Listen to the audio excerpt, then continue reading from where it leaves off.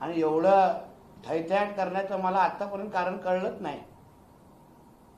कदाचित निवडणूक आयोगाचे अधिकाऱ्यांना प्रश्न पडला असेल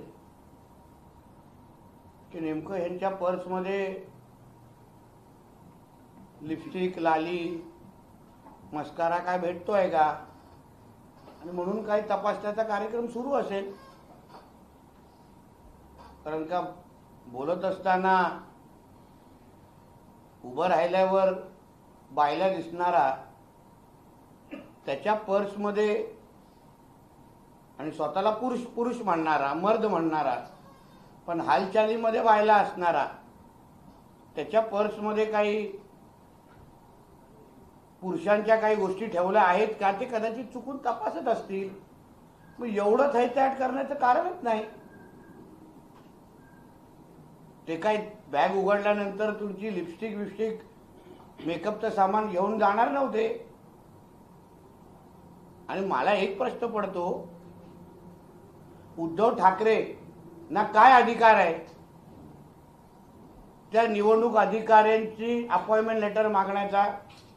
काय अधिकार आहे? कुठल्या प्रोटोकॉलमध्ये बसतो?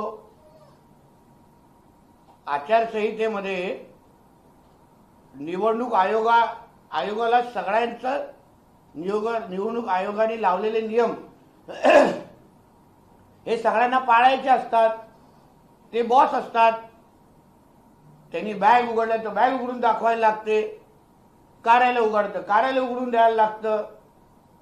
शेवटी आपली ही निवडणूक पारदर्शक होते की नाही हे बघण्याचा सगळे अधिकार त्यांना दिलेले आहेत. मग नेमकं ह्यांना मिरची का लागली आणि कुठल्या अधिकारवाड्यांनी ह्यांनी त्या निवडणूक आयोगाच्या अधिकाऱ्याचा अपॉइंटमेंट लेटर मागितला? ह्याच्यावर मुळामध्ये कारवाई झाली पाहिजे. अहो, देशभरामध्ये जिथे जिथे निवडणुका होतात तिथे तिथे अशा नेत्यांच्या हेलिकॉप्टर, नेत्यांच्या ऑफिस चेक करण्याच्या असंख्य उदाहरणं आहेत. तेव्हा त्या नेत्यांनी थैथयाट केला नाही की माझी पर्स का नाही, पर्स नाही म्हणजे बॅग का तपासतात? मग ह्याच्यात एवढी नाटकं कशाला, एवढा तमाशा कशाला? तू काय मोठा कोण लागून गेलायस का?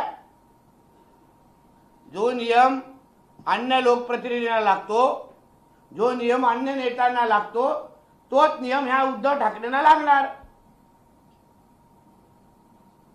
आणि म्हणून त्यावर बोलत असताना संजय राजाराम राऊतनी सकाळी की आमच्यावर असा अन्याय झालाय, म्हणजे काल आमच्या आदरणीय देवेंद्र फडणवीसजींची पण बॅग तपासली. आमच्या फडणवीस साहेबांनी काही थैथयाट केला नाही. ते आपले कामाला निघून गेले. ते शेंबड्यासारखे उद्धव ठाकरे सारखे रडत बसले नाही, माझे चॉकलेट चोरलं सारखं. म्हणून पुढे मुळामध्ये तर त्या संबंधित अधिकाऱ्यांना ज्या भाषेमध्ये उद्धव ठाकरे त्यांची खिल्ली उडवली, एकाच्या आडनावावर खिल्ली उडवली, अप्रत्यक्ष पद्धतीने अधिकाऱ्यांना धमक्या देत होते, त्यांचे अपॉइंटमेंट लेटर मागत होते. मी निवडणूक आयोगाला मागणी करीन, उद्धव ठाकरेच्या फिरण्यावर बंदी टाका. अशा पद्धतीचे निवडणूक आयोगाच्या अधिकाऱ्यांना धमक्या आणि अपॉइंटमेंट लेटर मागण्याचा अधिकार हा कुठल्याही राजकीय नेत्याला आहे का? याचं उत्तर उद्धव ठाकरेंनी, उत्तर निवडणूक आयोगाने. आज सकाळी संनिवड आयोगाचे जे प्रमुख आहेत त्यांनी एका वृत्तवाहिनीला इंटरव्ह्यू दिलेली आहे. आता त्या वृत्तवाहिनीवर इंटरव्ह्यू देत असताना त्यांनी सरळ स्पष्ट करून टाकलंय की मी अनिल देशमुखांना क्लीन चिट दिली नाही. मग कुठल्या तोंडाने हे अनिल देशमुख असतील, हे महाविकास आघाडीचे अन्य नेते मंडळी असतील, स्वतःला एवढा दुधासारखा स्वच्छ समजतायत?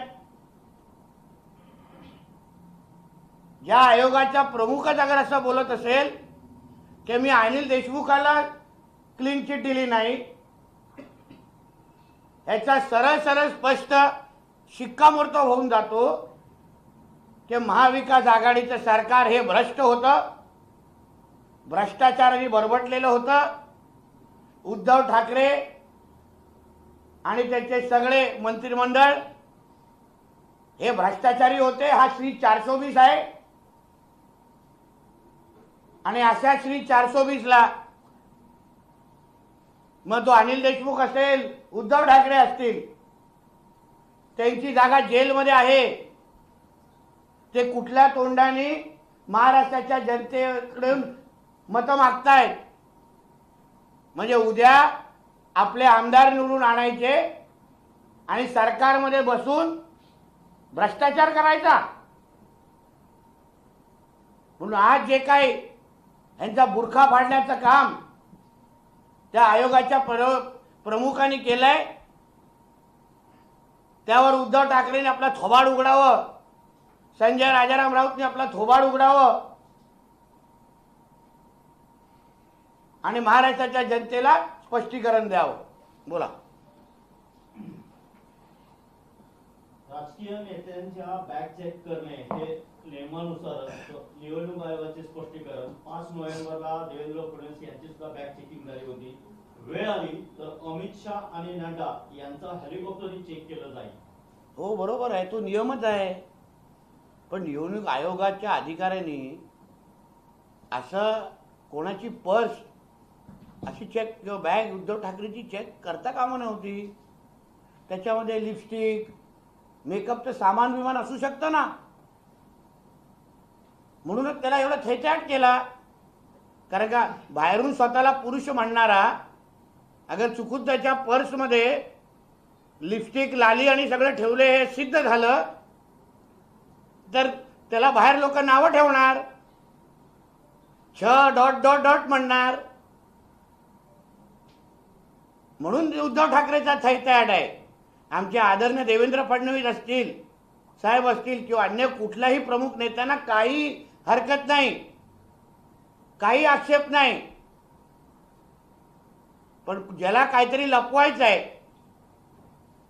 त्याला तोच अशा पद्धतीचे शेमड्या मुलांसारखा थैथयाट करतो.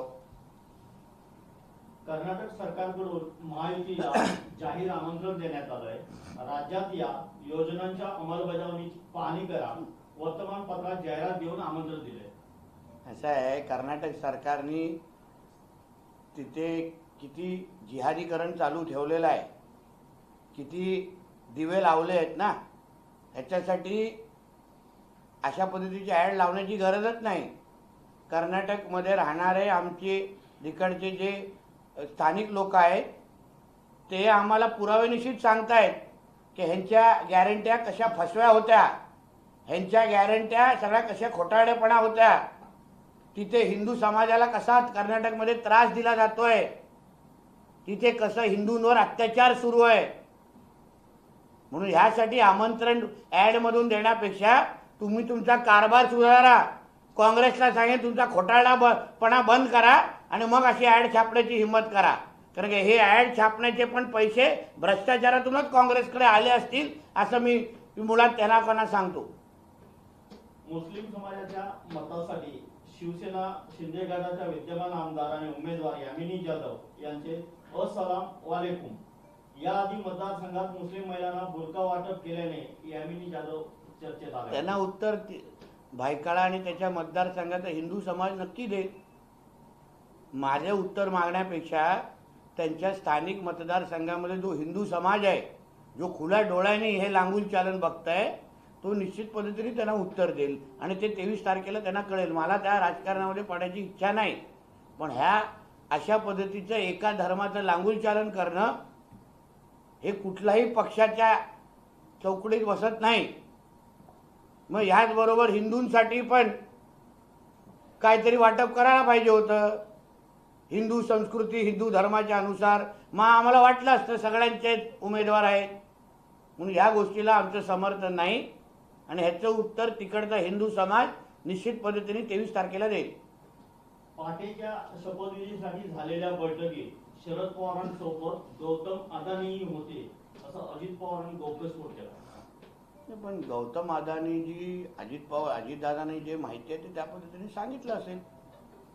अजितदादा त्यावेळी त्या पूर्ण प्रक्रियेमध्ये होते तर त्याच्यावर अजून कोणी टीका टिप्पणी करायची गरज नाही. तर अब्दुल सत्तार यांचं पुन्हा एकदा एक वादग्रस्त विधान आलंय. मैं मुख्यमंत्री बदलने की ताकद रखता हूं. माझ्या मुख्यमंत्री बदलण्याची ताकद असल्याचा अब्दुल सत्तार यांनी दावा केला. आता वक्तव्य ऐकलं नाही म्हणून त्याबद्दल बोलणं चुकीचं आहे. ऐकल्यानंतर निश्चित पद्धतीने बोलतो.